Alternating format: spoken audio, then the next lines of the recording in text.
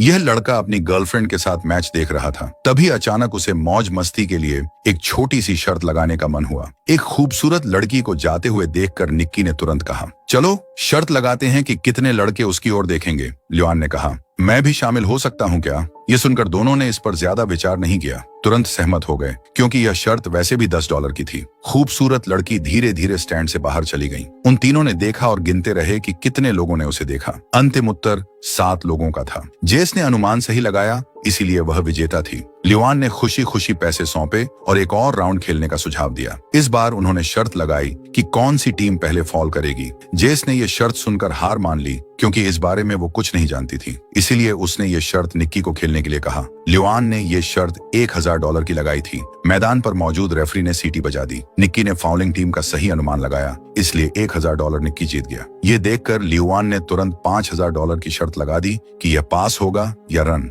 हालांकि निक्की को लगा कि वह थोड़ा गुस्से में है, लेकिन उसने मना नहीं किया। लियोन ने रन चुना। जैसे ही सीटी बजी, खिलाड़ी वास्तव में गेंद लेकर भाग गया, इसलिए निक्की ने $5000 गंवा दिए, जिसका मतलब है कि उसने एक राउंड जीता और दूसरा हार गया। मतलब अब $4000 निक्की हार चुका था। इसलिए निक्की ने ठीक उसी समय रुकना चाहा जब वह जेस को कॉफी के लिए बाहर ले जाने वाला था। लेकिन लियोन ने अभी अभी जीत का स्वाद चखा था, इसलिए वह अभी भी और खेलना चाहता था। आखिरकार वह एक वीआईपी कमरा था और यहाँ आने वाला हर व्यक्ति अमीर था। उनके लिए अभी भी कुछ $1000 खेलने योग्य थे। इसलिए लियोन के लगातार अनुरोध के तहत निक्की एक और राउंड खेलने के लिए सहमत हो गया। इस बार उन्होंने $10,000 की शर्त लगाई कि पास सफल होगा या नहीं। इस पर लियोन ने एक असफल पास चुना। जाहिर है उसने यह राउंड फिर से जीत लिया। $10,000 हारने से निक्की थोड़ा दुखी हुआ। वह 3 सेकंड के लिए झिझका, फिर घूमा और बोला, इस बार चलो $50,000 के लिए खेलते हैं। ये सुनकर जेस भी हैरान रह गई।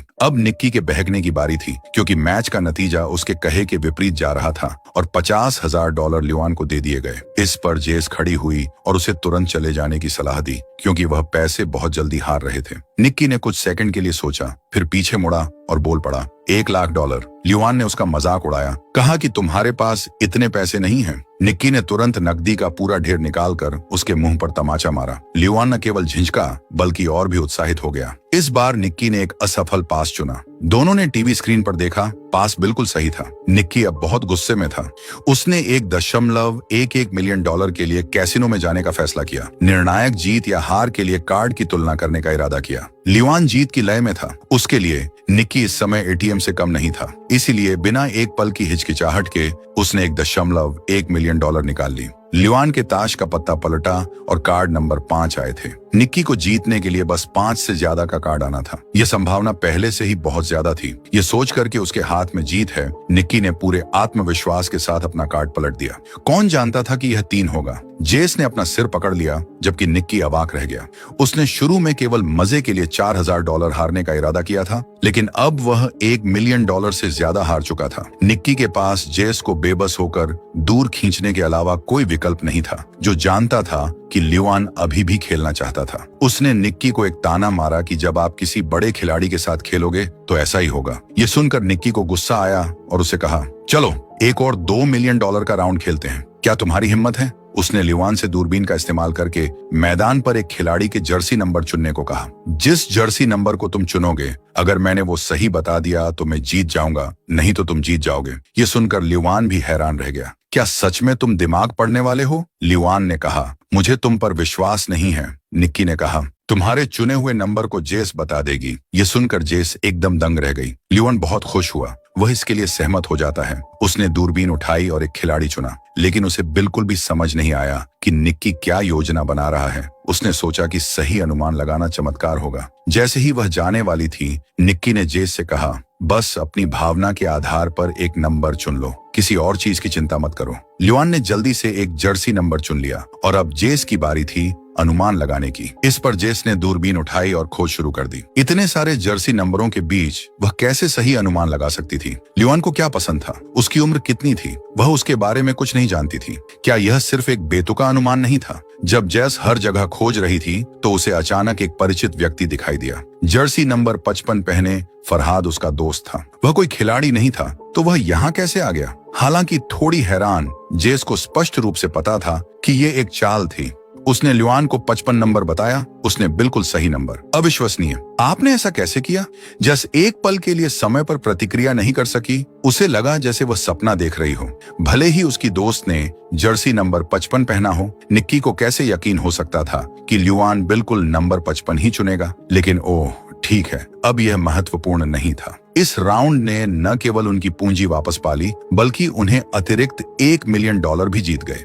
वे दोनों उत्साह से नकदी के 2 बैग लेकर स्टेडियम से बाहर निकल गए। कार में बैठने के बाद निक्की ने जेस को यह समझाया, वास्तव में वे इस अमीर आदमी पर लंबे समय से नजर रख रहे थे। ल्युआन अमीर होने के साथ जुए का बहुत बड़ा आदी था। वह जुए के लिए कोई भी खेल खेल सकता है। इसलिए निक्की ने पूरी टीम की योजना पहले ही बना ली थी। ये जानते हुए कि वह आज मैच देखने जाएगा, निक्की की टीम ने होटल से बाहर निकलते ही उसके अवचेतन में हेरफेर करना शुरू कर दिया। बिलबोर्ड पर 55 नंबर था। जब वह होटल से बाहर निकला तो सुरक्षा गार्ड के लैपल पिन पर भी 55 नंबर था। स्टेडियम के करीब सड़क के किनारे लगे सभी साइन बोर्ड 55 नंबर के थे। उन्होंने जानबूझकर उसे पहले से फरहाद की एक तस्वीर भी दिखाई। निक्की ने अपने साथियों से पहले से ही नया नाम का एक गाना चुनने को कहा। इस गाने में ध्वनि वीक्यू, जो चीनी में 55 के समान लगती है, जिसका उच्चारण 124 बार किया गया है। इस तरह से सूक्ष्म रूप से प्रभावित होने के कारण, साथ ही पहले से ही $1 मिलियन से अधिक जीतने के कारण, ल्युआन ने लगभग सहज ज्ञान पर काम किया, यह मानते हुए कि यह उसका भाग्यशाली नंबर था। जेस को इस बारे में बिल्कुल भी कुछ नहीं पता था, इसलिए उसके सभी भाव वास्तविक प्रतिक्रियाएं थीं। निक्की के समझाने के बाद जेस को लगा कि वह वास्तव में अद्भुत है। कुछ दिन पहले निक्की को एक आदमी ने बिस्तर पर दबा दिया था और उसके सिर पर बंदूक तान दी थी।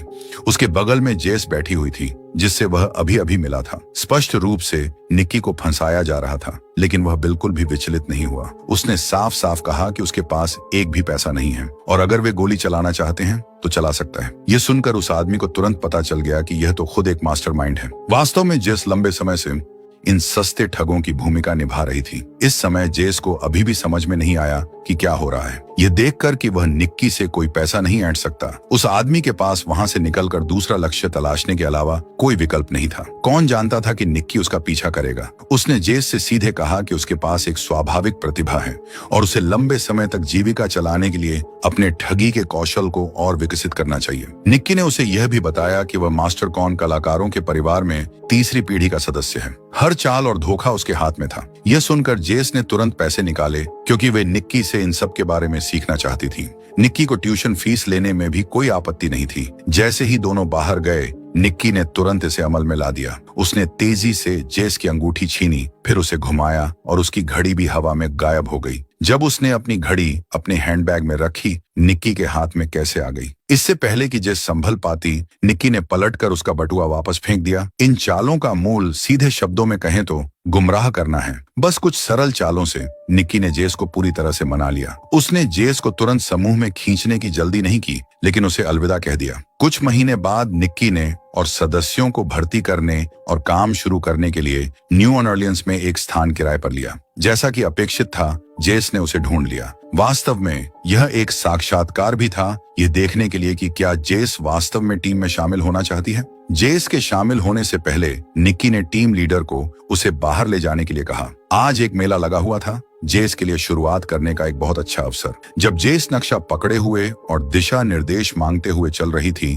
तो उसके साथी ने दूसरे व्यक्ति के कैमरे के लेंस को चुराने का अवसर लिया। फिर एक साथी ने जानबूझकर एक राहगीर को टक्कर मारी और पीछे चल रही जेस ने आसानी से बटुआ उठा लिया। यह देखकर कि यह कितना आसान था, जेस और भी साहसी हो गई। चॉपस्टिक का उपयोग करते हुए उसने 1 सेकंड में किसी और के हैंडबैग से बटुआ छीन लिया। निक्की ने ऊपर से उसका प्रदर्शन देखते हुए अपने साथियों को शांत रहने के लिए कहा, यह कहते हुए कि जेस को अपने कौशल को स्वतंत्र रूप से प्रदर्शित करने के लिए पर्याप्त स्थान देने का समय आ गया है। इसलिए जेस ने अपनी प्राकृतिक प्रतिभा का खुलकर प्रदर्शन किया। निक्की की प्रशंसा भरी निगाहों के नीचे कई वस्तुओं को इकट्ठा किया। निक्की जेस के प्रदर्शन से बहुत संतुष्ट था, इसलिए वह उसे एक बड़े खेल के मैदान में ले गया। यहाँ किसी अभ्यास की जरूरत नहीं थी, वे सीधे काम पर लग गए। यहाँ काम करने के लिए आपको बहुत तेज दिमाग लगाना पड़ता है, उन्हें प्रतिक्रिया करने का समय नहीं देना होगा। निक्की ने उसे कुछ भी नहीं समझाया, लेकिन उसे हाईटेक जुए के बारे में अपनी आंखें खोलने दी। कॉन्टैक्ट लेंस की बदौलत जो कार्ड के आर पार देख सकते थे, दूसरी तरफ के बड़े शॉट ने ऑल इन करने की हिम्मत की, लेकिन एक राउंड में ही उसे बाहर कर दिया गया। जुए की मेज पर अपमानजनक चालों के अलावा क्रेडिट कार्ड सेवा भी थी। जेब से कार्ड निकालने के बाद इसे जल्दी से एक टीम के साथी को दिया जाता था, जो गुप्त रूप से जानकारी पढ़ने के लिए एक उपकरण का उपयोग करता था। फिर कार्ड को व्यक्ति की जेब में वापस रख देता था। जब तक पीड़ित को पता चलता, तब तक पैसे गायब हो जाते थे। इससे भी अधिक, उन्होंने नकली एटीएम परत भी बना ली। लोगों द्वारा पैसे निकालने और जाने के बाद फरहाद परत को हटा देता था, जिसमें नए दर्ज किए गए पासवर्ड की जानकारी मिल जाती थी। निक्की ने लोगों से सभी चोरी की गई वस्तुओं को वर्गीकृत करने के लिए कहा। चोरी किए गए क्रेडिट कार्ड का इस्तेमाल लग्जरी सामान खरीदने के लिए किया जाता था। आखिरकार सब कुछ यहाँ इकट्ठा हो गया। इसी दौरान जेस ने एक हार देखा, जिसे वह रखना और पहनना चाहती थी। कौन जानता था कि निक्की सुरक्षा कारणों से उसे एक तरफ रख देगा और कहेगा, इन सभी चीजों को बेचा जाना चाहिए। सभी लूट का माल मुनाफे के लिए काले बाजार में चला जाएगा।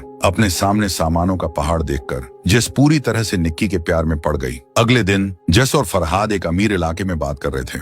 बातचीत करना उनका मुख्य उद्देश्य नहीं था। ठीक है, क्या आप तैयार हैं? हाँ फ्रैंक। हे भगवान, कोई मेरी मदद करे, कृपया जल्दी करो, मदद करो। जेस ने अभिनय करना शुरू कर दिया। पूरी टीम ने अपना काम शुरू किया। दयालु अमीर लोगों से कीमती सामान उठाते हुए अभिनय किया। जैसे ही अभिनय समाप्त हुआ, वे पहले से तय एम्बुलेंस में सवार हो गए और घटना स्थल से भाग गए। उस शाम एक जश्न पार्टी आयोजित की गई थी। निक्की ने अपने सभी साथियों को बधाई देते हुए गिलास उठाया। उन्होंने एक सप्ताह में $1.2 मिलियन का शुद्ध लाभ कमाया था। कल टीम को समाप्त कर दिया जाएगा। सभी के दस्तावेज नष्ट कर दिए जाएंगे। एक बार जब सभी घर पहुंच जाएंगे, तो उन्हें तुरंत बैंक ट्रांसफर के माध्यम से लाभ का हिस्सा मिल जाएगा। यह निक्की का कार्य सिद्धांत था, किसी भी सदस्य के साथ दुर्व्यवहार नहीं करना और न ही सब कुछ रखने का जोखिम उठाना। हालांकि मुख्य सदस्यों को पता था कि निक्की के पास अभी भी अधूरा काम है। उन्होंने निक्की को $1.2 मिलियन नकद दिए, फिर उसे जेस के सामने चेतावनी दी, इसे लेने और जुआ खेलने की हिम्मत मत करना। अगले दिन जेस को लगा कि वह निक्की भी उसे प्रेम करता है, लेकिन वास्तव में ऐसा कुछ नहीं था। जेस को $80,000 दिए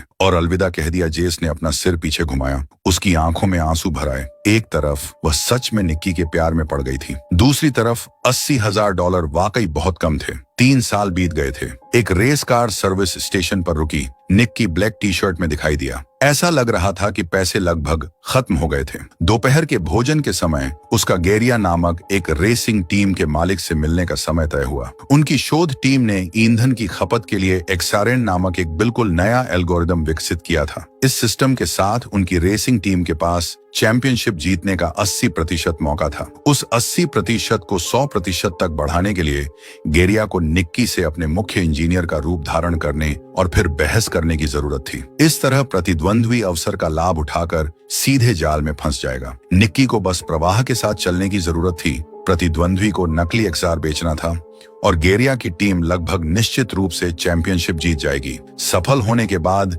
निक्की को भुगतान के रूप में $1 मिलियन राशि मिलेगी, वह मिल जाएगी। निक्की ने कहा कि यह काम बहुत आसान था और इसमें कोई कठिनाई नहीं आएगी, लेकिन गेरिया के बटलर को निक्की पर ज्यादा विश्वास नहीं था। उसने निक्की को चेतावनी दी, अगर तुमने कोई चाल चलने की हिम्मत की तो वह निक्की के सीने में गोली मारने वाला पहला व्यक्ति होगा। इसलिए निक्की ने सुंदर कपड़े पहनकर शाम को पार्टी में भाग लिया। भीड़ के बीच से गुजरने के बाद कौन जानता था कि जेस सीढ़ियों से लाल पोशाक में दिखाई देगी। उसे और गेरिया को अंतरंग होते देखकर वह चकित रह गया। उसकी योजना पूरी तरह से पलट गई। जेस ने तुरंत निक्की से संपर्क किया। उसने कहा कि 3 साल पहले जो हुआ था उसे वो भूल चुकी है। गेरिया को उस बारे में कुछ भी बताने की जरूरत नहीं है। वर्तमान में वह गेरिया के साथ बहुत खुशी से रह रही थी। इन शब्दों से निक्की क्रोधित हो गया। उसने वोडका का एक गिलास पी लिया। निक्की ने तय किए गए कार्य को वास्तविकता में बदलने का फैसला किया और इस प्रदर्शन ने न केवल निक्की को अपनी ईर्ष्या को बाहर निकालने में मदद की, बल्कि प्रतिद्वंद्वी रेसिंग टीम का ध्यान भी सफलतापूर्वक आकर्षित किया। निक्की को नशे में धुत सुरक्षा कर्मियों ने बाहर निकाल दिया, लेकिन प्रतिद्वंद्वी रेसिंग टीम उसे एक बिजनेस कार्ड देने में भी कामयाब रही। अगले दिन निक्की मैकलेरन रेसिंग टीम के मालिक से मिलने के लिए समय पर पहुंचा। उन्होंने सीधे कहा कि वह गेरिया के कार्यक्रम को $3 मिलियन में उन्हें बेचना चाहते हैं। रेस कार मालिक के पास पैसे की कमी नहीं थी, इसलिए उन्होंने समय बर्बाद नहीं किया। वे जल्दी से एक परीक्षण के लिए रेस ट्रैक पर गए। डेटा को देखते हुए सिस्टम वास्तव में प्रभावी था और मालिक ने खुलकर मुस्कुराया। निक्की ने कहा कि वह 48 घंटों के भीतर पूरा सॉफ्टवेयर सिस्टम उपलब्ध करवा देगा। इस बीच जेस की मुलाकात सड़क पर फरहाद से हुई। निक्की ने उसे जेस के साथ अपनी ओर से बात करने के लिए भेजा था। फरहाद ने कहा कि निक्की का सालों पहले अचानक चले जाना कोई मजबूरी थी, कि वह वास्तव में जेस को पसंद करता था और उम्मीद करता था कि जेस उसे एक और मौका देगी। ऐसा कहने के बाद फरहाद ने जेस को एक बॉक्स दिया और उसके अंदर वही हार था जो जेस को सबसे ज्यादा पसंद था। इस हार के लिए निक्की ने इसे पहले ही रख लिया था, इसे बेचा नहीं था, या शायद उसने एक नया खरीदा था, इससे कोई फर्क नहीं पड़ता। जो मायने रखता था वह यह था कि जेस को छुआ गया था। हालांकि उसने कहा कि उसे अब इस धोखेबाज पर भरोसा नहीं है, लेकिन उसके दिल में सिर्फ निक्की ही था। लेन देन का दिन जल्दी आ गया। निक्की ने समय पर पूरा सॉफ्टवेयर मैकलेरन टीम के मालिक के पास पहुंचा दिया। फिर एक मजबूत आदमी ने आज्ञाकारी ढंग से उसे $3 मिलियन सौंपे, लेकिन निक्की ने गुप्त रूप से पूरे सिस्टम की नकल की थी और उसे सभी रेसिंग टीमों को बेच दिया था। हर बार हाथ मिलाने पर लाखों यूरो उसकी जेब में चले जाते थे। रेस के दिन तक टीमों को पता नहीं चलता था कि हर टीम के पास ये है। यह कारनामा इतना आकर्षक था कि निक्की मुस्कुरा रहा था।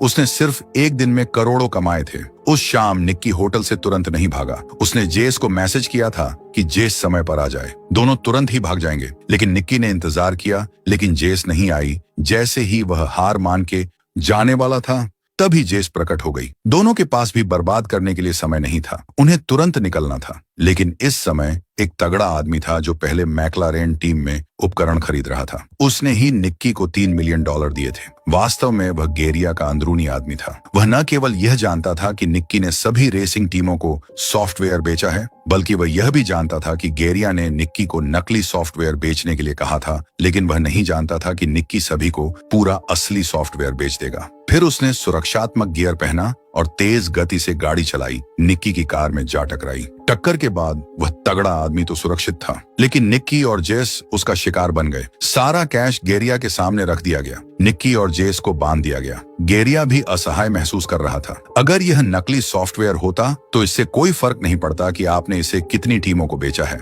लेकिन यह असली सॉफ्टवेयर है। गेरिया ने इसके $40 मिलियन नदी में फेंकने के बराबर है। सबसे महत्वपूर्ण बात, गेरिया को यह समझ में नहीं आया कि निक्की को असली एन्क्रिप्टेड सॉफ्टवेयर मिला कैसे, लेकिन निक्की ने अपना मुंह नहीं खोला।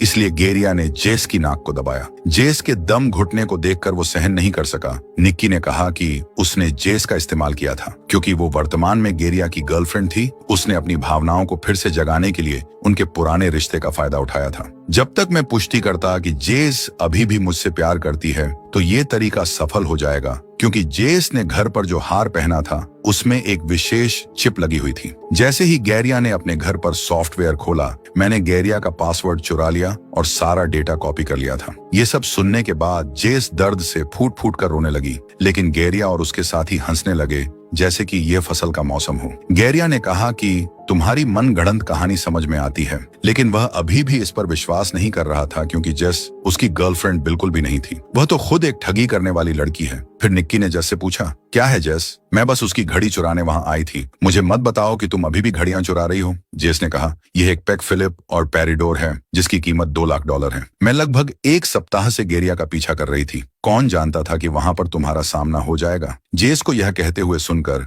निक्की पूरी तरह से हैरान हो गया। पता चला कि जेस न केवल घड़ी चुरा रही थी, बल्कि जानबूझकर निक्की को जला रही थी ताकि वह उससे बदला ले सके। गेरिया इसे और लंबा नहीं खींचना चाहता था। वह जानना चाहता था कि निक्की को सॉफ्टवेयर कैसे मिला। निक्की अपना मुंह खोलने वाला ही था कि अचानक उसके पीछे खड़े बटलर ने गोली चला दी। गोली सीधे निक्की के सीने में जा लगी। ये दृश्य देखकर गेरिया घबरा गया। पैसे तो वापस कमाए जा सकते हैं, लेकिन अगर आपने किसी को मार दिया है तो आप क्या व्यापार कर सकते हैं, और जल्दी से वहां से भाग गया। निक्की को गोली लगते देखकर जेस बुरी तरह घबरा गई। बटलर ने उसे डरने के लिए नहीं कहा। यह पता चला कि बूढ़ा आदमी निक्की का पिता था। उसकी गोली दिल और महाधमनी को ठीक से नहीं छू पाई थी और केवल फेफड़े में छेद कर गई थी। बूढ़े बटलर ने घाव को रोकने के लिए टेप का इस्तेमाल किया और फिर एक बड़ी सीरिंज का इस्तेमाल करके उसमें छेद करके खून निकाला, जिससे महाधमनी का दबाव स्थिर हो गया। इसके तुरंत बाद निक्की चमत्कारिक रूप से वापस जीवित हो गया। यह कहना होगा कि यह कृत्य वास्तव में लापरवाही भरा था। अपने पीछे पैसों का ढेर देखकर तीनों जल्दबाजी में वहां से चले गए। बटलर ने ही उसे सारे हुनर सिखाए थे। मूल नियम था कि भावनाएं नहीं होनी चाहिए, लेकिन अब ऐसा लग रहा था कि निक्की वास्तव में जेस से प्यार करने लग गया था। इसलिए बूढ़े बटलर ने उन दोनों को सड़क के किनारे पर छोड़ गया और सारे पैसे लेकर चला गया। निक्की को एक भी पैसा नहीं मिला और वह लगभग अपनी जान गंवा बैठा। अंत में ऐसा लगा जैसे उसने कुछ नहीं किया, लेकिन अस्पताल जाते समय निक्की ने नीचे झुककर देखा कि गेरिया की घड़ी किसी तरह जेस के हाथ पर आ गई थी। वे दोनों मुस्कुराए। इन हुनरों के साथ वे कहीं भी भूख से मरने से नहीं डरेंगे। इसी सस्पेंस के साथ मूवी समाप्त होती